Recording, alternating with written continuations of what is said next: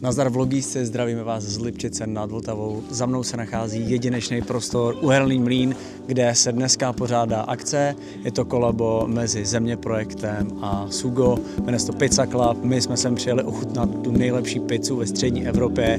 Pojďte to s námi zkontrolovat, jak to tady vypadá. Discoteca con lo sguardo da serpente, io mi sono avvicinato, lei già non capiva niente, l'ho guardata, ma guardato. Tak my jsme se dali dokupy s kamarády ze Suga a vymysleli jsme tady takovou pizza pop-up akci a děláme saláty, dobrou pizzu, máme k tomu nějaký nápoje, koktejly, vína. Přijelo za náma tady asi 250 lidí dohromady. A jaká je nejlepší věc na pizze? Ingredience. Ananas určitě. OK, jasně. Takže hnedka ze začátku jedeme hroty, takže top. Díky. Díky. I'm Andrea from Sugo. I'm super excited about this event because it's long time we was wondering to cooperate with the Vojta and Zemje, and I think it's the perfect event, mixing our idea with the pizza from the guys. But this is not the first time you collaborated, right? With Zemje, yes. Yeah, okay. Zemje is the first event we doing. And what do you think about this place? This place is fucking amazing. Yeah, it's beautiful. It's very nice. Yeah. And what is your best ingredient on a pizza, you would say? He already said pineapple. I will say nduja, which is Yeah, and do the sausage. yeah, it's like fresh sausage mixed with the chilies. Thank you, man. I'm looking forward to the event. Thank you, guys.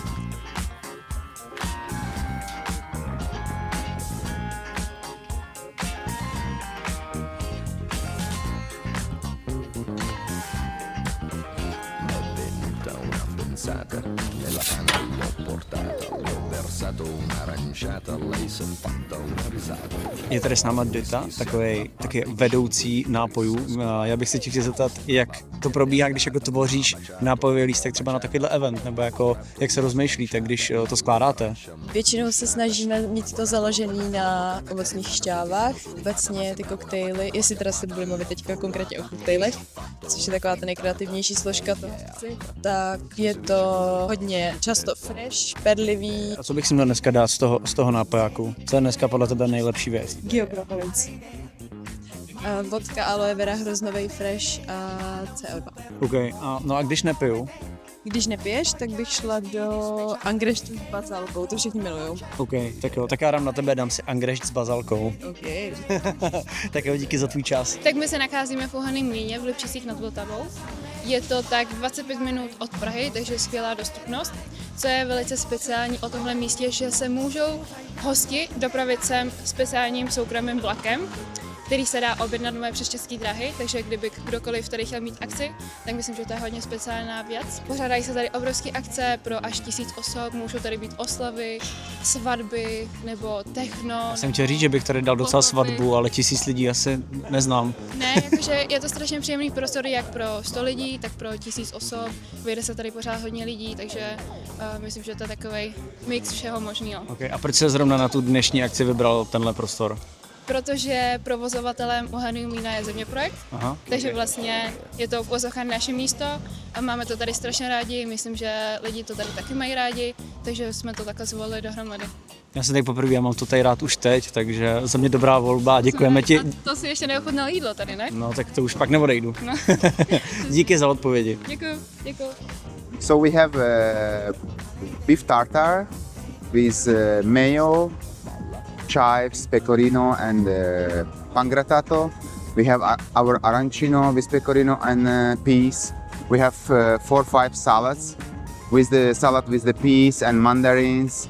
Salad with the little jam. Radicchio salad with the parmesan and the pecans and a lot of herbs. Like a lot of fresh salads you can get there. Meatballs with tomato sauce and basil. Ribs we have there. Pizza. And yeah, some other things as well. Like I just don't remember all of them, but yeah, there is a lot of fresh things to eat.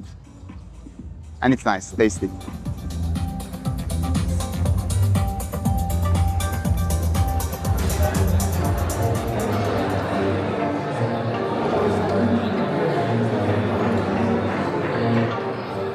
ukořistil jsem konečně kousek pici. Jak můžete vidět, za mnou už to probíhá, je to tady živý, je tady spousta krásných lidí.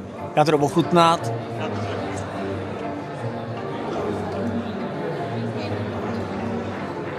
Je to nesmyslně dobrý, nevím, co o tom mám říkat. Strašně mi to chutná. O 15 kousků pici později se hlásíme. Bylo to náročný pro žaludek, ale jako nejlepší pizza ve střední Evropě. Jak to hodnotíš? Ale famózní, je fantastický. Děkuju moc týmu Země projektu a Sugo, že jsme tady mohli být a těším se na další akce. Já se těším extrémně a jdu pokračovat jíst, tak se mějte vlogísci. Čau.